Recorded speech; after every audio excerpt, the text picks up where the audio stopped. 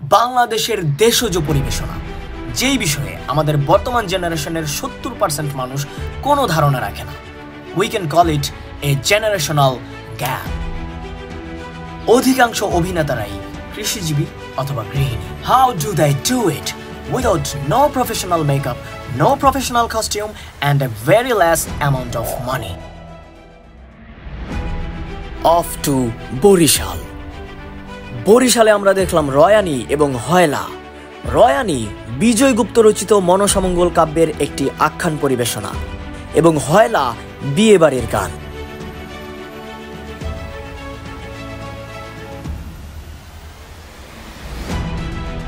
বাংলাদেশ শিল্পকলা একাডেমিতে আমরা দেখেছি গাজীর গান।